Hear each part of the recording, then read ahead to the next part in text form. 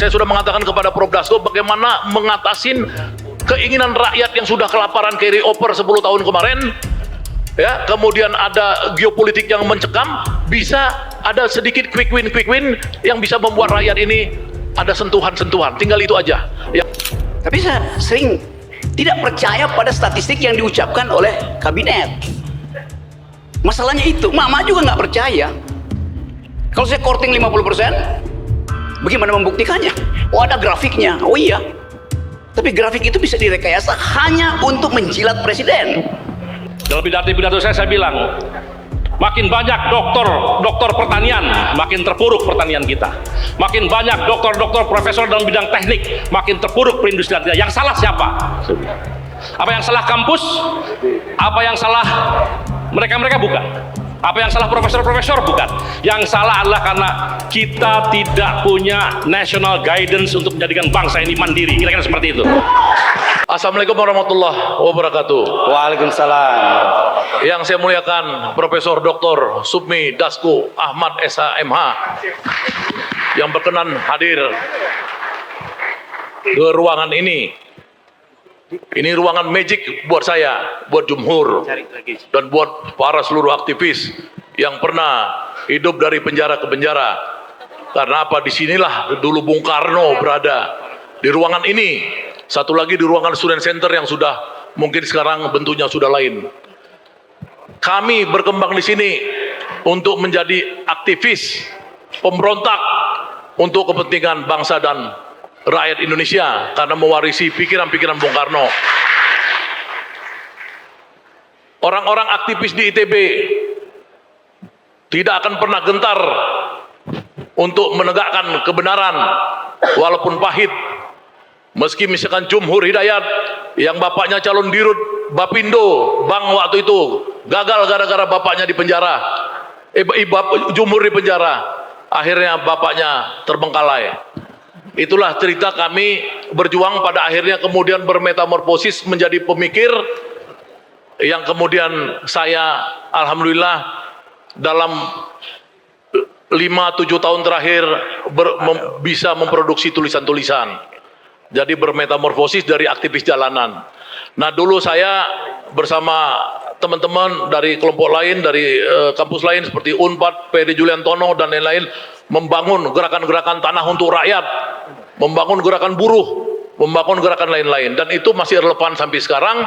Tapi yang saya mau yakinkan pada teman-teman sekarang adalah bahwa Presiden Prabowo ini, saya katakan bahwa cuma 2 presiden di Republik ini yang ideologis.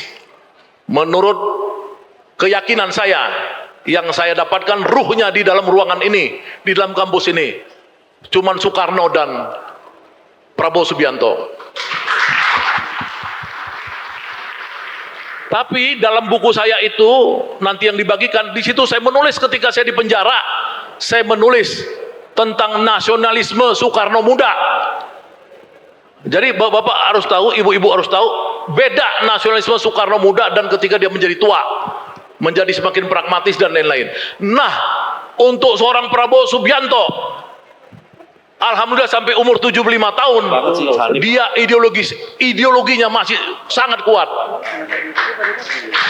Dan banyak orang tidak tahu itu, banyak tidak mengerti, hanya kita perlu, saya sudah mengatakan kepada Prof. Dasko bagaimana mengatasin keinginan rakyat yang sudah kelaparan carry over 10 tahun kemarin, ya, kemudian ada geopolitik yang mencekam, bisa ada sedikit quick win yang bisa membuat rakyat ini ada sentuhan-sentuhan, tinggal itu aja ya, baik bentuknya lapangan kerja atau MBG-nya diperbaiki atau apa.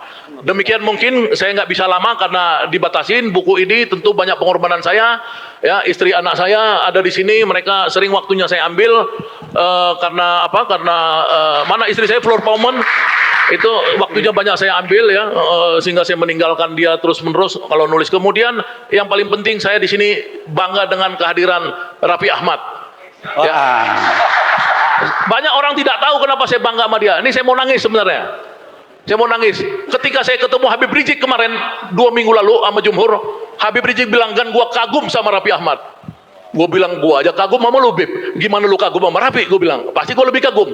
Kenapa? Ternyata ada misterinya bahwa ketika saya memposting pertemuan saya dengan Habib Rizik, baru 1 detik Meta dan Facebook dan langsung mendelete. Tapi sama Raffi Ahmad sudah bertahun-tahun Facebooknya masih utuh dengan Habib Rizik. Artinya big tech, giant tech itu yang disebut sebagai Facebook, Instagram dan lain-lain takut sama Raffi Ahmad. Dia punya 70 juta pengikut. Demikian, yang lain-lain udah disebutkan tadi, Pak Rocky Gerung, Pak Hersu, Edi Mulyadi, Antoni Budiawan, dan lain-lain, para pejabat-pejabat BUMN. Ada Hakim Agung ya, yang paling putih rambutnya itu Hakim Agung. Tuh. Nah, Hakim Agung, terima kasih. Wassalamualaikum warahmatullahi wabarakatuh. Silakan.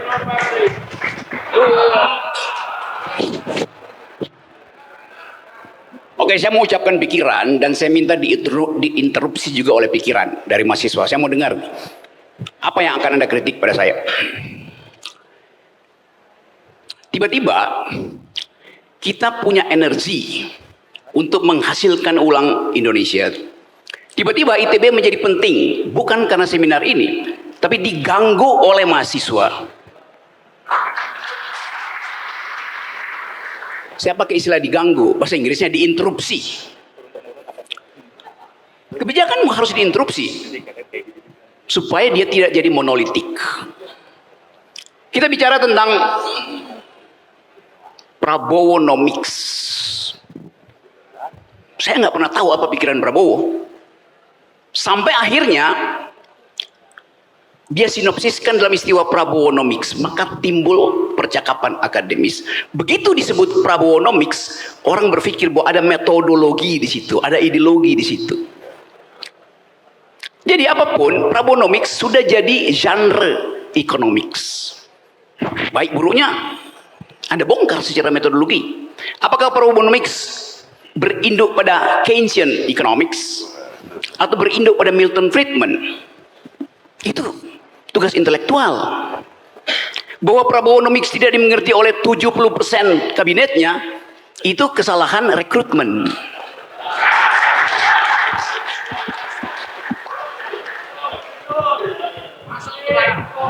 Dari awal kita tunggu apakah Presiden Prabowo ingin menjadi pemimpin sosialis Indonesia. Satu waktu beliau dalam satu pertemuan diskusi dengan saya yang tanya, Anda mau jadi presiden Pak Prabowo dan ingin jadi pemimpin sosialis Indonesia? Tidak, saya tidak ingin jadi pemimpin sosialis Indonesia, saya ingin jadi pemimpin sosialis Asia pertama. Dia ucapkan itu pada saya. Sekarang kita tagih. Jadi konsekuensi dari mengucapkan Prabowonomics, di dalamnya akan ada pertengkaran akademik. Nah, kita mulai di ITB. Syahganda, saya kenal dulu itu tukang Syahganda, kelakuannya dulu itu Brimob di situ digebukin, motornya dibakar.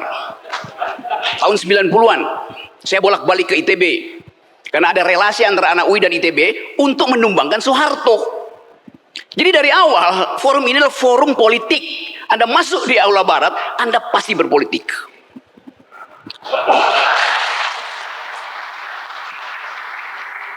Dipakai istilah menggugat republik. Apa itu republik? Etimologinya kita tahu, res publica. Semua hal tentang publik harus dibicarakan oleh publik. Tetapi hari-hari ini kita lihat isi dari publik itu bukan lagi pikiran. Padahal res publica didesain untuk menghasilkan the public use of reason. Penggunaan nalar publik. Sekarang komunikasi politik dikuasai oleh buzzer, dikuasai oleh influencer, dikuasai oleh algoritma. Republik dirancang supaya ada percakapan. Inti pikiran republik adalah konsolidasi. Kata konsolidasi dari kata Yunani, dari kata kon dan solidare. Kon artinya bersama-sama, solidare artinya diikat. Itu dasar pikiran republik. Sekarang adanya kon doang, solidarenya nggak ada tuh. Ada kebersamaan, tapi tidak ada ikatan nilai. Karena itu Prabowonomics harus dipakai untuk mengikat nilai yang kita sebut republik. Jadi kita coba lihat, ada perkembangan politik dunia. Dunia hari ini diisi oleh kaum realis. Donald Trump realis, Netanyahu realis. Apa yang mau kita lakukan? Lakukan countervailing value. Antipoda dari realisme adalah sosialisme itu.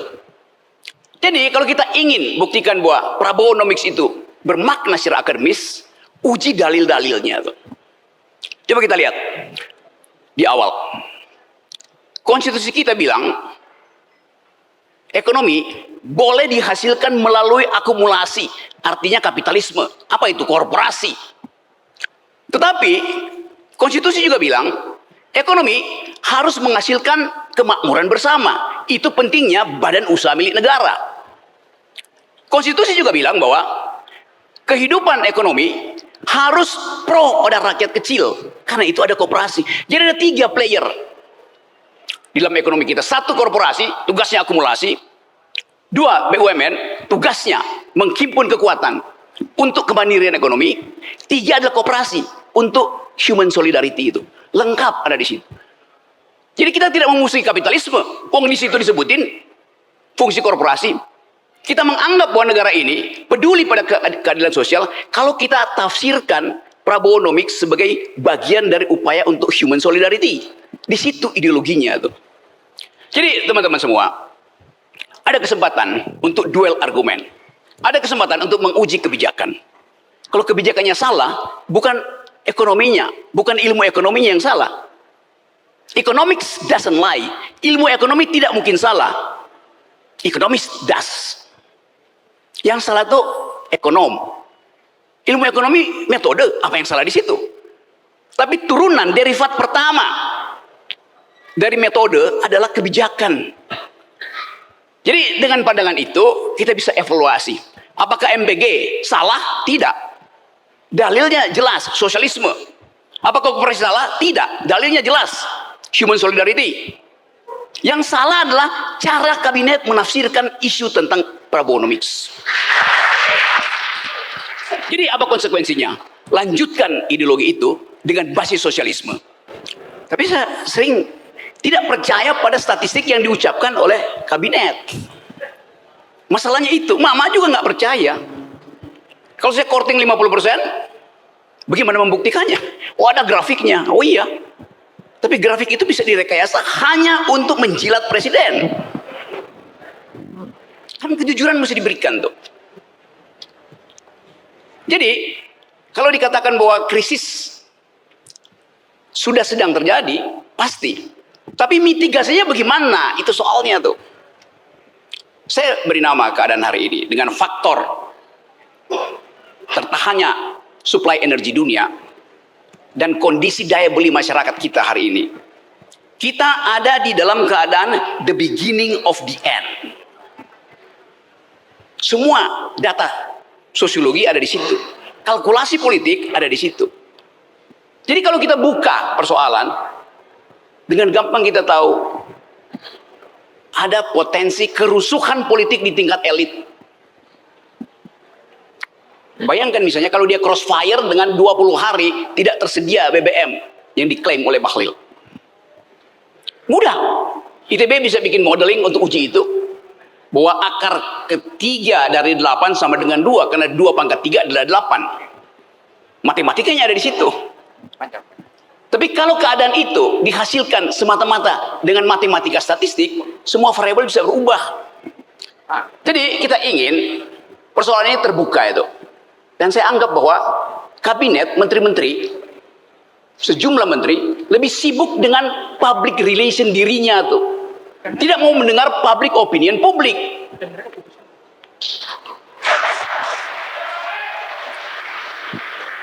Jadi kita mulai hitung sekarang bahwa akan ada kesulitan pasti terjadi. Kesempatan kita hari ini adalah bukan menghitung kapan Prabowo mengambil jarak dengan Jokowi, nggak ada gunanya. Konsekuensinya apa kalau ambil jarak hari ini? Jadi sebetulnya masalahnya adalah siapa yang mengintip untuk memanfaatkan keadaan yang penuh kegelisahan ini. Saya balik pada ide republik. Republik artinya ada percakapan publik. Di mana percakapan publik terjadi? Di dalam masyarakat sipil, bukan dalam masyarakat militer. Militer tumbuh dengan span of command. Tidak ada perdebatan dalam militer. Jadi sangat berbahaya kalau kultur military efisiensi itu dihasilkan dalam keadaan kegelisahan kita. Saya ingin supaya percakapan publik kembali diasuh oleh masyarakat sipil. Hanya dengan cara itu kita percaya demokrasi bisa dilanjutkan. Kita tahu bahwa politik adalah the art of the possible. Seni tentang yang mungkin. Saya rubah. Politics is the art of attacking the impossible. Bahkan yang tidak mungkin bisa kita atasi. Kalau ada situasi perdebatan publik yang dibuka. Jadi saya anggap bahwa Pak Prabowo ada dalam kegelisahan hari-hari ini. Pasti tercermin mungkin dalam bahasa tubuhnya, tercermin dalam ucapan-ucapan dia yang hati-hati. Terpaksa dia mesti hati-hati. Kenapa? Anggota kabinetnya tidak mampu untuk mengucapkan kejujuran pada publik. Jadi sekali lagi teman-teman, kita ingin agar supaya forum di ITB ini menjadi basis kita untuk mengukur siapa pemimpin yang boleh kita izinkan bertanding setelah badai ini berlalu. Saya ingin supaya ITB bikin filter. Calon pemimpin 2009, pertama dia harus lulus etikabilitas, integritasnya. Kedua, kalau dia lulus etikabilitas, kita uji intelektualitasnya. Di mana diuji? Ya di forum ini, bukan di forum dangdut. Jadi jadikan panggung ini panggung untuk menguji intelektualitas calon pemimpin. Kalau calon itu lulus etikabilitas, lulus intelektualitas, baru kita suruh dia pergi cari lembaga survei untuk tahu elektabilitasnya. Itu aturan berpikirnya tuh. Dan setiap calon pemimpin, dia mesti do speak global security, do speak environmental ethics, do speak human solidarity. Gampang kita bikin parameter itu. Jadi parameter itu dibikin dulu sebelum kita berupaya untuk mengintip keretakan di dalam rejim. Ada gunanya. Jadi sekali lagi teman-teman, saya kira ini forum yang baik untuk memulai pikiran. Karena di ITB dihasilkan kegelisahan. Di publik terjadi pelebaran kegelisahan. Tugas intelektual adalah bring ideas back into its center. Ide itu yang menentukan. Tanpa ide, tidak ada pikiran. Tanpa pikiran, tidak ada politik yang bermutu. Terima kasih. Terima kasih. Assalamualaikum warahmatullahi wabarakatuh. Waktu tahun Pak Harto jatuh, tahun 98, itu anak-anak ITB memberikan sumbangan pemikirannya yang non teknis, karena di luar kampus ada defisit ilmu-ilmu sosial. Maka anak-anak ITB bikin PSIK, main-main di dunia politik, diskusi-diskusi dan sebagainya yang tidak ada hubungan dengan teknik.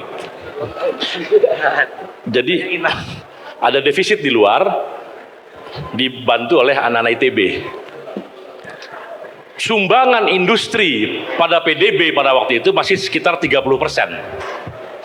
30% terhadap PDB sumbangan perindustrian. Sekarang, dan mohon maaf nih, dulu ketika seperti itu sumbangannya 30%. ITB nambah-nambah kampus di mana-mana. Tapi yang non teknik, bukan hanya ITB, yang non teknik ya, juga nambah-nambah kampus di mana-mana. Ada surplus pemikiran, tapi identik dengan yang berkembang di masyarakat. Sekolah hukum makin banyak, hukum di pengacara makin banyak, FISIP di kampus-kampus makin banyak, yang orang-orang ahli politik, ilmu politik juga makin banyak. Ada dampaknya terhadap bangsa. Kampus-kampus teknik, tidak hanya ITB, bertambah jumlahnya, orang-orangnya, tapi anomalinya sumbangan perindustrian terhadap PDB menurun. Jadi saya dalam perjalanan berpikir, apa alasannya kampus-kampus teknik tidak membubarkan diri? Itu kemarahan saya. Jadi buat apa? Ini yang saya marah. Kalau Pak Ferry jelas, jurusan ekonomi, akuntan yang nipu-nipu di luar akuntansi makin banyak. Nah, lulusan-lulusan ini, tapi makin banyak tuh, ada dampak gitu loh, Pak Saganda gitu. Nah, tapi makanya saya percaya Prabowonomics sekarang, saya pasti percaya akan mengembalikan Indonesia menjadi, kalau saya istilahnya MIGA, make Indonesian Industry Great Again, kira-kira seperti itu. Dan itu fondasinya ITB. Kalau tidak bisa ada MIGA, ya ITB, Pak Rektor, siap-siap aja. Ya kan? Siap-siap marah maksudnya gitu loh. Karena saya bilang begini, dalam pidato saya bilang, makin banyak dokter pertanian, makin terpuruk pertanian kita. Makin banyak dokter profesor dalam bidang teknik, makin terpuruk perindustrian kita. Yang salah siapa? Apa yang salah kampus? Apa yang salah mereka-mereka? Bukan. Apa yang salah profesor-profesor? Bukan. Yang salah adalah karena kita tidak punya national guidance untuk menjadikan bangsa ini mandiri. Kira-kira seperti itu. Dan insya Allah ke depan Pak Saganda, kita pastikan Prabowo Subianto di gagasan-gagasannya sudah ada. Makanya saya merapat juga, gitu loh. Kalau enggak saya nggak merapat, jujur aja kan gitu. Nah, gitu Pak Ferry. Bacanya telat loh. Bacanya telat. Kira-kira begitu. Jadi saya sepakat ada kegandrungan terhadap itu dan mudah-mudahan ini bisa manifest. Serasa itu saja pengantar dari saya. Saya berharap ya teman-teman mahasiswa yang ke depan atau yang barusan itu juga berteriak di luar kampus ini. Karena saya sempat malu. Saya sebagai lulusan ITB saya sempat malu ketemu teman-teman aktivis mahasiswa. Kerjaan saya di mana-mana rapat dengan mahasiswa. Sebagai buruh, demonstrasi di mana-mana, mempersoalkan masalah kebijakan. Rapat dengan aktivis-aktivis yang galak-galak beberapa tahun belakangan ini. Tapi saya nggak mendengar nama ITB. Malu saya. Alhamdulillah forum ini sebagai kick off. Besok kita tunggu Mama ITB berada di Jakarta, berada di mana-mana untuk memastikan Republik ini Constitutional Democratic Revolution yang ada di kepalanya Prabowo sebetulnya. Constitutional Democratic Revolution. Ini Koperasi Desa Merah Putih ini gila loh. Ini revolusi Pak. Makanya harus jangan gagal Pak Ferry. Nanti belajar sama Pak Rocky supaya nggak gagal gimana caranya. Gitu. Karena ini revolusi loh, luar biasa. Tapi konstitusional, tidak berdarah-darah, dibantu oleh Pak Misbakun anggarannya dan Pak Dasko, kan gitu. Banyak lagi, ada 28 yang merusak lingkungan di Sumatera, entah itu zaman siapa diberi izinnya, dibatalkan oleh Presiden Prabowo. Sekarang pada teriak-teriak tuh, ada yang mungkin merasa dekat dan sebagainya, tapi dibatalin. PSN yang aneh-aneh, dibatalkan dari sekian ratus itu dan dipilih hanya beberapa yang masuk akal. Jadi sebetulnya sedang berlangsung proses pembalikan ini. Nah, proses koreksi ini sedang berlangsung dan lain-lain lah, banyak ceritanya nanti mungkin Pak Misbakun. Dan antara dibangun idenya kan sebetulnya tadi Pak, supaya BUMN itu bisa mengelola tambang-tambang kekayaan alam, nggak usah lagi pinjam-pinjam, nggak usah lagi asing-asing gitu kan. Makanya dananya digedein gitu, dan antara idenya kan itu bagus itu. Tapi titip Pak, jangan ngurus yang kecil-kecil dan antara, yang gede-gede aja. Ambil alih atau gali-gali. Jadi sedang berlangsung lah itu. Nah, tapi memang mulainya tuh dari suasana yang berat. Makanya saya ketemu Presiden waktu itu, saya bilang, Pak, Bapak ini berat, saya bilang, karena startnya dari masalah yang besar. Kelas menengah anjlok 10 juta orang, ya kan. Kemudian apalagi Gen Z, ada pengangguran 10 juta orang. Perindustrian nyungsep, pertanian juga berantakan pada waktu. Jadi pembangunan infrastruktur tidak ada orientasinya. Nggak tahu Pak Misbakun ini bisa terjadi seperti itu gitu. Sehingga berat mulainya dan jadi gini, sebentar lagi masyarakat ini mau marah gitu loh. Tapi mudah-mudahan ini karena dihela dengan serius, dibantu oleh Pak Rocky menghela supaya cepat kembali ke track perbaikan, maka insya Allah selamat. Dan revolusi damai sedang berlangsung di desa-desa maupun di istana. Itu yang terkait dengan itu. Itu jawaban yang industri sekaligus tadi itulah. Jadi hilirisasi itu ya industri. Ada hilirisasi barang tambang, ada hilirisasi produk agraria. Kornet itu hilirisasi. CPO, kosmetik, es krim itu hilirisasi. Dan masih banyak ribuan jenis agraria yang bisa dihilirisasi dan itu menghasilkan yang luar biasa. Beratus-ratus kali harganya lebih banyak, lebih mahal dibandingkan cuma sekedar begitu saja, Pak. Termasuk singkong apa sih. Kalau dihilirisasi dahsyat. Nah, kita berharap hilirisasi itu jalan, ya industri manufacturing ya jalan, ya kembalikan doktrin pada industri substitusi impor, ya kalau kita bisa bikin sendiri ngapain impor, ya mudah-mudahan. Saya dapat penjelasan juga soal mobil India, katanya tidak semuanya dari India, udah ada puluhan ribu juga dibeli dari vendor-vendor dalam negeri. Mudah-mudahan bisa lebih banyak lagi ya. Terima kasih. Billahi fisabilillah. Wassalamualaikum warahmatullahi wabarakatuh. Hidup buruh. Itu banyak tokoh buruh tuh, ada Mira Sumirat, ada Daeng Wahidin yang bikin geger-geger di Jakarta, Bandung, itu orang-orangnya ada di sini.